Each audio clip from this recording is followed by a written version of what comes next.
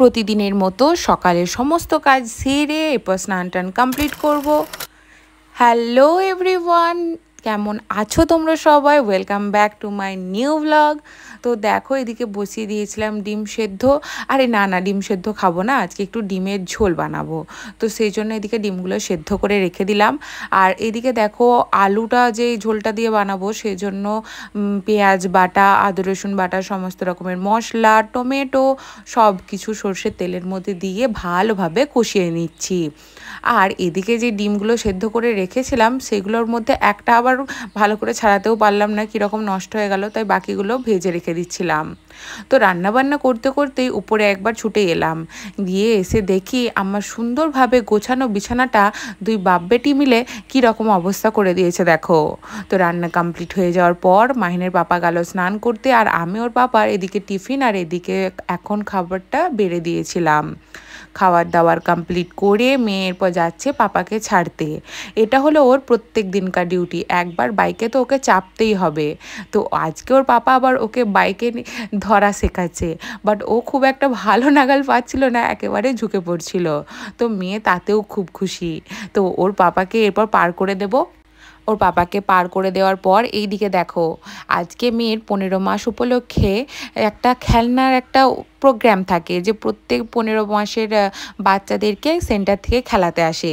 তো তোমরা তো জানোই আমার মা আশাকর্মী, তো সেজন্য মাই এসেছিল ওকে খেলাতে। তো এদিকে নাতনি খেলছে আর মা নিজের ফর্মালিটিস সব পূরণ করে নিচ্ছে, আর আমাকে দিয়ে একটা সাইনও করিয়ে নিল। তারপরে যাচ্ছিলাম এবার মেয়েকে স্নান করাবো। অনেকক্ষণ হলো জলটা ধরতে দিয়েছি, এবার যাই, স্নান করার সময়ও হয়ে গেছে। আমার কমপ্লিট হয়ে গেছিলো, বাট মেয়ের হয়নি, কারণ মেয়ে গিয়েছিল একটু বাইরে, তো ও সেই জন্য ওর একটু দেরি হয়ে গেছিলো স্নান করতে, না হলে সচরাচর একসাথেই করে নিই। তারপরে দেখো, এদিকে মেয়ে বসে পড়েছে সাবান নিয়ে। ও জানে যে প্রত্যেক দিন আগে সাবান মাখতে হয়, তারপরে স্নান হয়। তো ও আবার দেখো, এদিকে আমরা ওকে দেখছিলাম বলে ও আবার আমাদের দিকে তাকিয়ে রয়েছে, কারণ ও জানে যে মাম্মা কিছু একটা বলবে আমাকে, কারণ সাবানটা নিয়ে এমন করছে, পুরো সেই ছেনে দিয়েছে, যাকে বলে ছানা বড়া করে দেওয়ার মতো। তো এখন আবার মাথায় একটু প্রথমে জল দিয়ে নিচ্ছে, কারণ জল দিয়ে দিই তারপরেই তো আমি ওকে স্নান করাই, প্রথমে জল দিই তারপরে একটু সাবান মাখাই। তো সেই পুরো প্রসিডিওরটা ওর মনে আছে। ছোট বাচ্চাদের মেমোরি আমার মনে হয় বড় মানুষদের থেকে অনেক বেশি তীক্ষ্ণ, ভীষণ শার্প হয়ে থাকে। তো দেখো, এখন আগে মাথায় একটু জল ঢেলে নিল, এরপর সাবান মেখে স্নানও করে নিল। তো মেয়েকে স্নান টান কমপ্লিট করে দিয়েছি, এরপর বাইরে গিয়ে যাওয়ার জন্য কাজ ছিল, তো ওই গামছাটা জড়িয়েই আবার বাইরে নিয়ে গিয়েছিলাম। দিয়ে দেখি ওর বরাব্বুর দোকানে স্বাধীনতা দিবস উপলক্ষে পতাকা এসেছে, সেটাই নিয়ে চলে এলো একটা। আবার এসে মেয়েকে ঘুম পাড়িয়ে দিলাম, এদিকে ওরা পড়তে এসেছিল, ওদেরকে টিউশন পড়ালাম।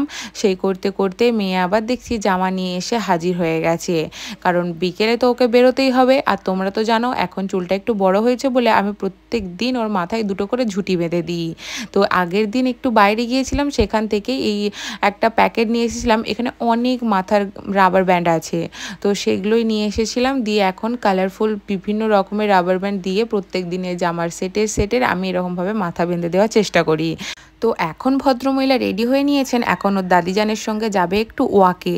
তো প্রত্যেক দিন এই সময় একটু দাদিজানের সঙ্গে ঘুরে আসে। তো দেখছি বাড়িতে এসে দেখছি মাথার ঝুঁটি খুলে গেছে, মাথা হয়তো একটু কুটকুট করেছে গরমের জন্য, সে খুলে দিয়েছে। তো এখন একবার আমার কাছে আসছে, আমি বলছি মা দেখে আসেন তো বাইরে জিজিটা এসেছে নাকি। একবার যে ছুটতে দেখে আসছে, আবার ছুটতে কিছুক্ষণ পর আবার ছুটে ছুটে ঘর চলে আসছে। তো এসে আবার কি খুশি মেয়েরা আমার, এখন এত সুন্দর গুটগুট করে হাঁটতে শিখে গেছে যে কি বলি। বিকেলে একবার মা মেয়ে মিলেও ঘুরে এলাম, তারপরে নেমে গেল ঝমঝম করে বৃষ্টি। তো বৃষ্টিতে আর কোথাও তো বেরোতে পারলাম না। সন্ধ্যাবেলায় একটু আদা রসুন ছিলতে বসেছিলাম, কারণ আমার আদা রসুনের পেস্টটা শেষ হয়ে গেছিলো। তো আমি এদিকে কাজ করতে বসেছি, আর আমার মেয়ে বসেছে আমাকে হেল্প করতে। তো মেয়ে আমার হেল্প করুক, তোমরা নেক্সট ব্লগের অপেক্ষা করো।